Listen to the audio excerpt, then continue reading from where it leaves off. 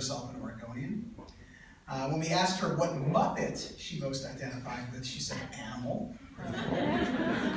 That's mine as well.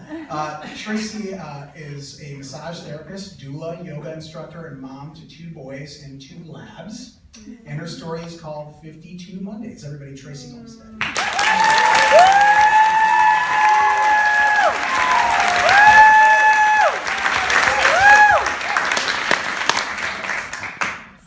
So my story begins on the north shore of Oahu. We were vacationing as a family.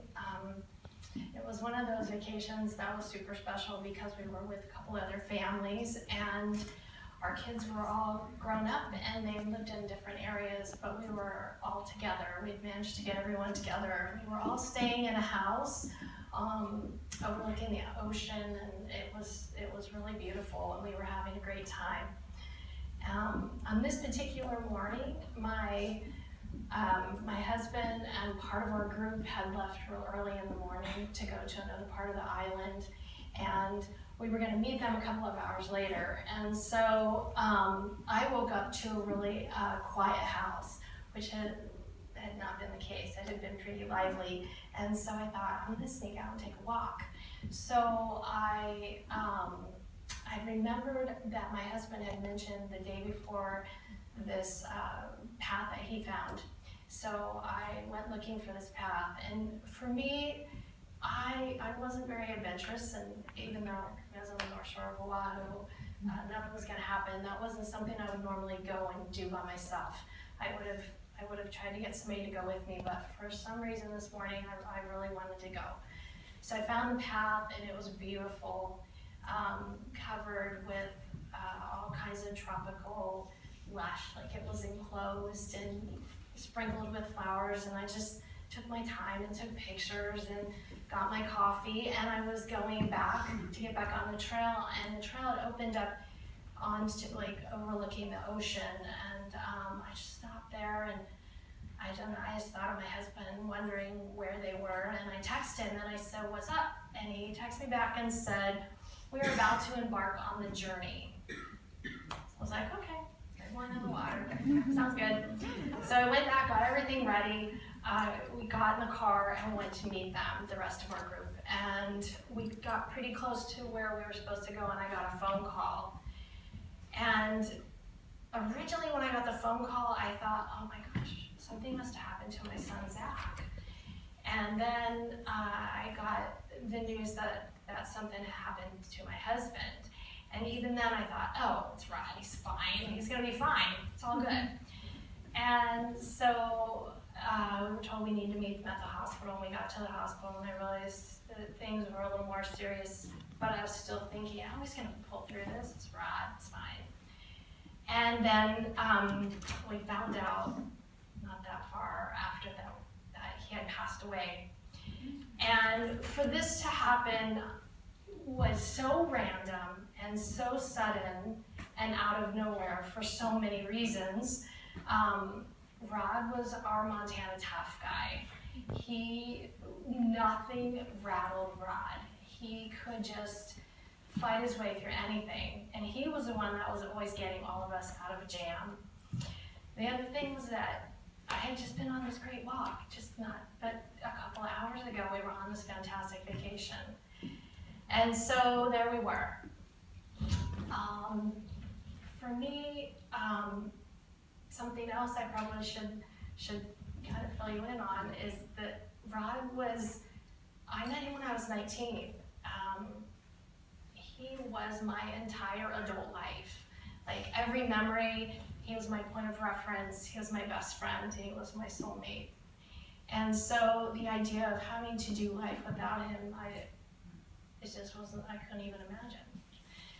But we made it through, we got home, but every time I thought about what was next, it was like I was looking in the dark, because everything that I had planned for, my whole future, was all based on things that Rod and I had planned to do, and here we were. So, my son had suggested that I start writing in a journal I knew that it would be a good way for me to process my emotions, and so I did it. And I started writing every day, downloading my feelings at first, just download. And then it became stories and reflection. And then I got to the end of the week and I wrote randomly one Monday, because my husband passed away on a Monday. And it was like, for me, I was running a marathon, and I was like, okay, I made it 1 mile, okay.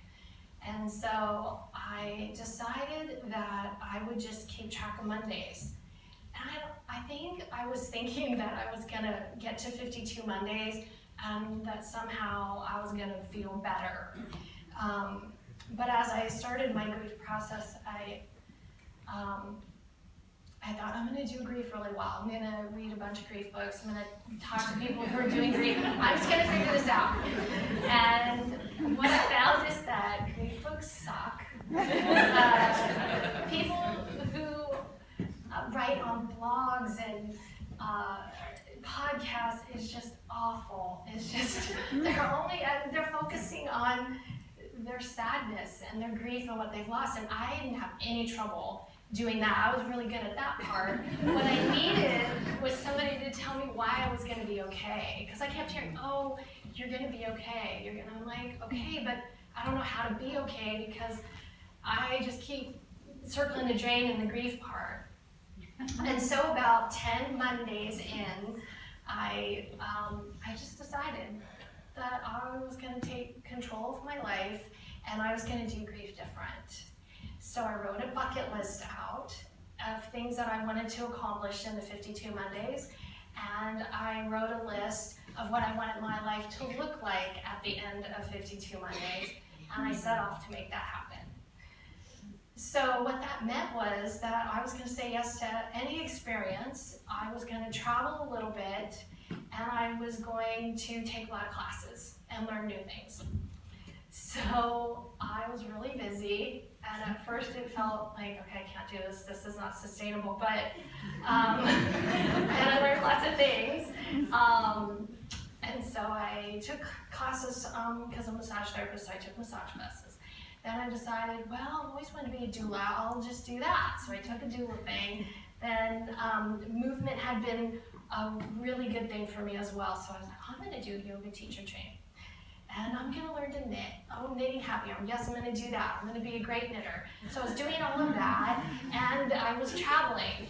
And so I think the traveling was a part where I really got to learn about who I was. I went on a trip with my girlfriends, who, they were so great. They did everything. I literally just had to get in the car, and I learned to laugh again.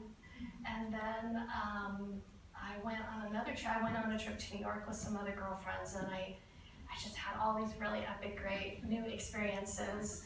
And on that trip, I realized I could get myself out of any jam. I had a disastrous Airbnb, and simultaneously had to get my first Uber. In the matter of like 5 minutes, I had booked a new hotel and gotten my first Uber out of this horrible section of Brooklyn. So I'm like, okay, I'm good, I can do anything now. And then my third trip was to Baja, which I was like, I'm never going to Baja because that's where everyone from the river goes. I want to be people on my vacation. I'm like, that's so different. But I fell in love with Todos Santos, and Todos Santos became my new happy place, which for me, I can't even tell you, like, when they say go to your happy place in bar class, and all you can think of is all these places that you went with your husband, and you're like, that's not happy anymore. You're like, okay, Baja is my new happy place. And I learned in Baja to be quiet. I think I had been running from the quiet, and so that was all good. So I'm counting Mondays, and we're doing all the firsts, and we're getting through it, and we come kind of to the close of our 52 Mondays, and we're like, what am I gonna do? What should we do?